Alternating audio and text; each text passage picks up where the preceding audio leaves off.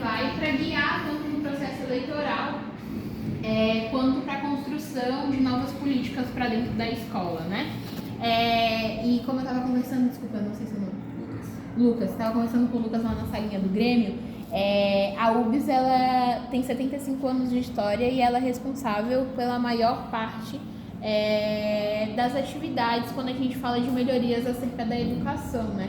Dos estudantes em todo o território nacional. E eu falo isso porque a construção da entidade se inicia lá na ditadura, né, no golpe militar de 64, quando os estudantes se uniram e foram às ruas porque eram contrários ao regime ditatorial.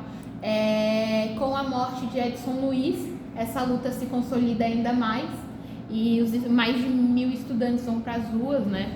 E se unifica a luta não só contrária ao regime da ditadura, mas também por melhorias, porque Edson Luiz lutava para ter uma merenda escolar segura.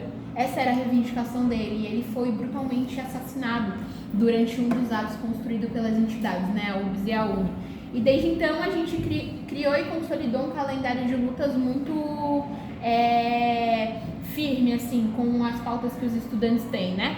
E eu falo isso porque vem desde a lei que foi sancionada para que os grêmios para que os grêmios sejam organizados de maneira livre dentro de todas as instituições de ensino, até mesmo a meia entrada, ao passe livre. Em tempos de pandemia, como eu expliquei pro Lucas, a gente foi para as ruas no Tsunami da Educação, que foi um ato unificado, em unidade, com todos os estudantes que reivindicavam, né, os 6 anos de desgoverno, onde muitos dos nossos direitos foram negados, e direitos esses que são estabelecidos em Constituição, mas que foram negligenciados durante esse tempo. 6 anos está falando dos dois do Temer, mas com a Isso. Tá. Tô falando isso em geral. Onde a gente teve muito regresso no cenário da educação, da saúde, né? Então a gente se uniu e foi para as ruas para dizer que a gente era contrário àquele sistema, né? E daí surgiu o Tsunami da Educação com as palavras de ordem: vida, pão, vacina, educação. Vida pelas vidas que foram ceifadas pela Covid-19, pão pela comida que faltava, a carestia dos alimentos. A gente viu quantas pessoas tiveram que comer osso, tiveram que catar comida no lixo. É desumano. Educação pela educação que nos foi tirada, né? A gente ficou sem acesso à internet, a gente ficou sem acesso às plataformas online. Até nessas regiões mais interiorizadas, os estudantes não tinham um direito que é fundamental para que a gente consiga utilizar esse instrumento como transformação de vida, né? E eu falo isso porque eu venho de uma comunidade muito carente, então eu sei o quão importante para mim ascender socialmente é a educação. E não só para mim, mas para os meus semelhantes, né? E também por todas essas questões. Então foi aí que a gente conseguiu travar a luta para que chips com internet, computadores fossem distribuídos para os educadores e para os educandos. Foi através da UBS que a gente conseguiu aprovar a PL de combate à pobreza menstrual, que assegura a distribuição de absorventes para as meninas que têm baixa renda. Também aí a gente aprovou o novo e permanente Fundeb, que é o Fundo de Manutenção e Desenvolvimento da Educação Básica, que é onde a gente consegue ter recurso para manter as instituições de ensino abertas em todo o território nacional e ainda descentralizar esse recurso para que seja garantido estrutura, merenda de qualidade, profissionais atuantes e também a questão esportiva, que muitas vezes carece dentro das escolas. Até quando eu entrei aqui foi um baque para mim, porque a estrutura, nossa, sem palavras, assim, perto do que a gente vê por aí, né? Perto do que a gente vê por aí, muito diferente. E hoje a gente vem com novas lutas, né? Eu acho que nós elegemos um governo que nos favorece politicamente com relação à educação, que é a nossa principal luta.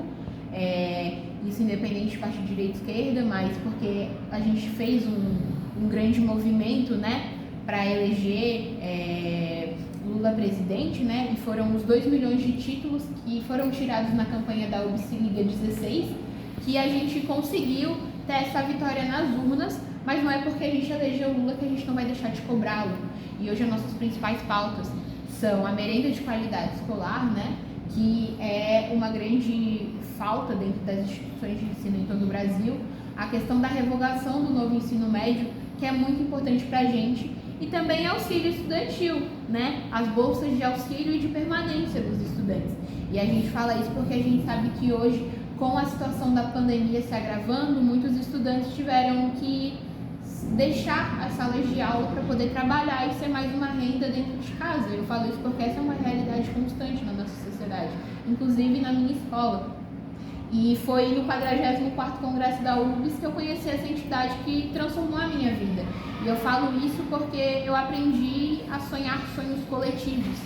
E quando eu voltei, eu entendi o meu papel social e que era a política que eu construía dentro da minha comunidade, chamando os amigos que eu tinha, para não serem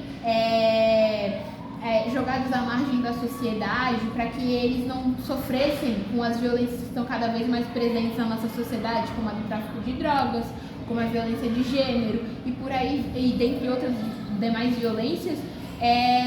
Eu entendi que eu precisava também ser um pouco mais ativa na luta, e foi quando eu voltei, criei o Grêmio na minha escola, a gente foi eleito com mais de 1000 votos, e aqui estou eu. Então, a gente tem que entender a importância da entidade e construir e consolidar as coisas junto com elas. É por isso que eu estou hoje aqui, colocando minha cara a tapa para sugestões, para essa criação de parceria, que eu acho muito importante, até porque na maior parte dos estatutos dos grêmios estudantis fala sobre ter esse diálogo, né, com os grêmios estudantis das regiões. Então, hoje eu vim muito nesse sentido, falar que a gente se mantém à disposição para construir, junto com vocês, tanto projetos dentro da escola quanto para fora dela, que reverberem toda a comunidade escolar, porque é pela unidade que a gente consegue essas transformações, né? Talvez um grupo pequeno de estudantes não consiga mudar nada, mas se a gente se unir e ver que as nossas realidades são semelhantes, a gente consiga consolidar uma luta muito bonita, assim como é o da UPA Sul, assim como foi o da meia entrada, assim como é o da merenda e da revogação do novo ensino médio. Pode ser para outras pautas, como estrutural, para garantir lazer para os estudantes, porque muitos estudantes nem sabem diferenciar, né? O que é descanso e o que é lazer. Então, é nesse sentido que a gente constrói as lutas dentro da entidade, para assegurar que todos os estudantes tenham direitos que são fundamentais para a gente conviver em sociedade. Eu acho engraçado que, é engraçado porque parece que mais antigamente, assim, mais lá para 80, 90, né? Parece que os estudantes lutavam mais para reivindicação de direitos. Hoje em dia tá tão estranho que a gente tá meio que lutando para não perder direitos, tá ligado? Tá foda, tipo, tá complicado, velho. Estão nos explodando, tirando um monte de coisa. Não só isso, mas achei interessante. Exatamente. Antes a gente lutava para ter direitos e hoje a gente luta para que esses direitos não sejam tirados, entendeu? Chega a ser engraçado, realmente parece piada, mas a gente vê que a gente regrediu tanto no modelo de sociedade que é constante na construção, né? Que a gente acaba tendo que retornar a pautas que já foram debatidas porque ainda é necessário, né? Então é por isso que existe a entidade, né? A cada 2 anos a gente faz um congresso, no caso o próximo é ano que vem, a gente faz o congresso da entidade, onde a gente reúne mais de 6.000 estudantes em uma das capitais do país, e a gente debate o modelo de educação que a gente quer e qual vai ser o nosso calendário de luta para os próximos períodos, entendendo tudo que deve ser levado em conta, assim, né? Por isso que a gente leva uma parte de estudantes de cada região do Brasil, para que a gente possa debater sobre as realidades e sobre as perspectivas também de vida, né? Porque através do congresso, desse encontro cultural, ativista e político, e quando eu falo político não é de uma maneira partidária, mas que a gente constrói o que a gente precisa para o próximo biênio de gestão da UBS, ou de gestão da UNE, que seja, mas aqui eu estou falando mais estritamente ao debate secundarista, né? E mostrar para as pessoas que mesmo com pouca idade a gente tem uma consciência política gigante, que a gente sabe o que a gente está falando, a gente sabe que não há nada sobre nós sem nós, não há como falar sobre a merenda escolar, não há como falar sobre a falta de estrutura do ginásio se não falar com a gente, porque a gente vivencia isso todo dia, sabe? Então a gente parte muito dessa política, sabe? Não tem, é igual a política do novo ensino médio, não foi construída com os estudantes, não foi construída com os professores, é por isso que ela é tão falha. Porque se a gente tivesse participado ativamente, como agora lançaram uma consulta pública para o novo ensino médio, talvez muita coisa teria sido diferente e tantas vidas não teriam sido prejudicadas com essa nova metodologia de ensino. Mas infelizmente é uma realidade aflorada no Brasil e precisa se debater sobre isso. E é aí que a gente constrói comitês populares, a gente constrói fóruns, a gente constrói encontros dos estudantes, a gente cria consulta pública, para entender se a mesma necessidade que a gente dentro da entidade vê, os estudantes também têm essa percepção e passam por realidades ainda piores, entendeu?